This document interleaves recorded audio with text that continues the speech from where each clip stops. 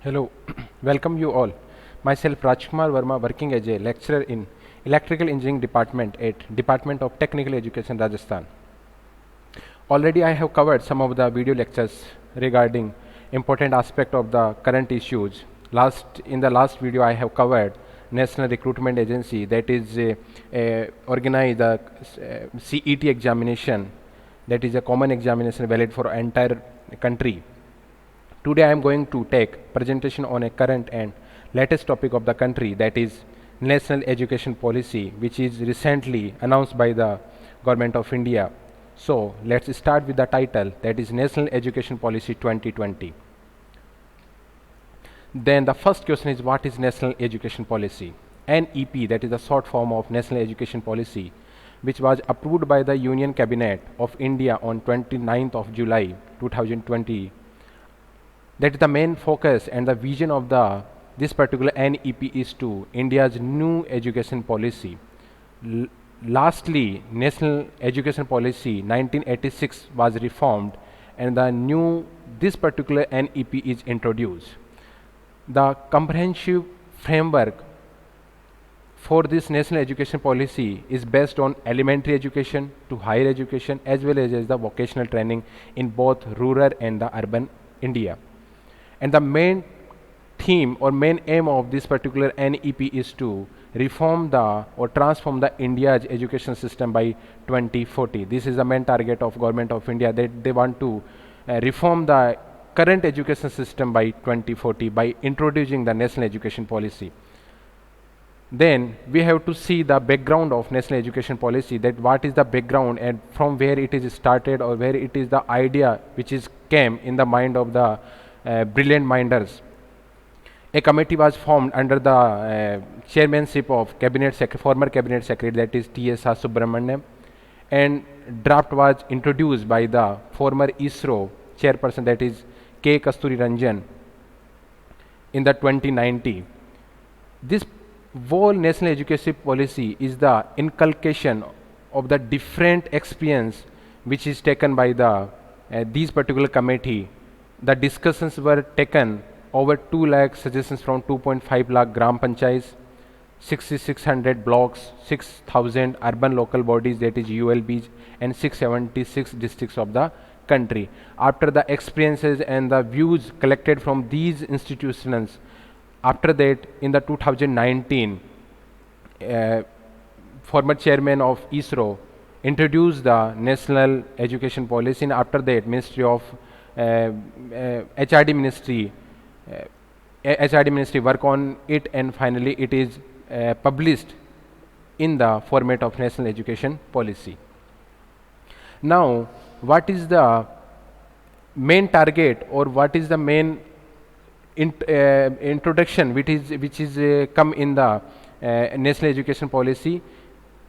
They covered school education, higher education, and the vocational training and the teachers training. But in this particular lecture, I am going to cover the only school education, that what is the new advancement and what is the new technologies and what is the new things which is introduced in the National Education Policy, that is 2020. In the previously, the structure is 10 plus 2, that you have to pass first 10th examination, then you have to take a particular subject, whether it is commerce subject, science subject, art subject, or any other subject. After that, it is completely replaced by the 5 plus 3 plus 3 plus 4 model. What it is basically, we are going to see. Then the first is the foundation stage. In the foundation stage, there is a subdivision of 2 parts. First one is the 3 years of the preschool or Anganwadi, that is called. It will be followed by the class 1 and class 2 in the primary school, and this particular foundation stage is only for age group of 3 to 8 years. And the main focus of this study is activity based learning, that in the 3 to 8 years the student is very his or her mind is not so growing that they think that activity based learning should be given to them. After that, the second stage is prep stage, in which class 3 to 5 will be covered, and the age group is 8 to 11 years. And the main focus of this particular age group or in this particular class age will be speaking, reading, writing, physical education, languages, arts, science and mathematics. Basic or elementary knowledge about these above things which I have mentioned right this time. After that time, third one will be the middle stage, in which class 6 to 8 will be covered, and the age group will be 11 to 14 years. And in this particular age group, or in this particular classes, they will introduce the subject of, or I can say the abstract concept of mathematics, science, social science, arts, and the humanities subject. After the completion of the elementary education, they covered these particular subjects. After that, secondary stage will cover. This will be the fourth stage, in which class from 9 to 12 will cover, and this will be covered the 14 to 18 years of age gap. In the 9 to 10 years, they will cover the first phase, and remaining will be covered in the 11 to 12 phase, 11 to 12th class. Okay, this particular 4 years of study will inculcate the multidisciplinary studies coupled with the depth and the critical thinking, because after the year, or after the age of 14, the critical thinking of a particular boy or girl is increases. That's why they think that the depth and critical thinking approach should be introduced in the education policy. That's why multiple options of subject will be provided in the secondary stage. Okay, now this is a kind of syllabus which is provided, that is divided into the 5 plus 3 plus 3 plus 4. Now what is the main reforms which is introduced in the national education policy? That instead of examination in the regular year, in the national education policy, they conduct examination for the class 3rd, 5th and 8th. It means that after in the 8 year of span, you have to just give 3 examination, that is 3rd standard examination, 5th standard examination, and the last one is the 8th standard examination. Classes 10th and 12th will be remain board examination, but the designing of these board examination will be reformed. And for this particular reformation of 10th and 12th examination, a particular different type of committee has been organized already.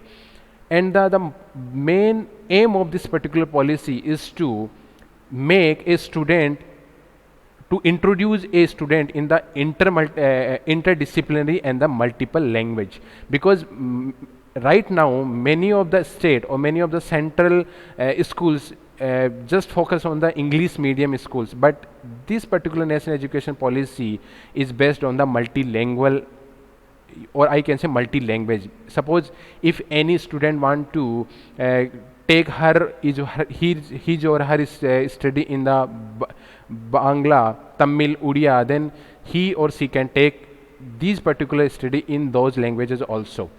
And report card will be holistic. It's not count your theoretical knowledge. It will cover your holistic approach. The students' skill will be covered in the report card. This is not your theoretical knowledge. They will cover theoretical as well as the practical knowledge.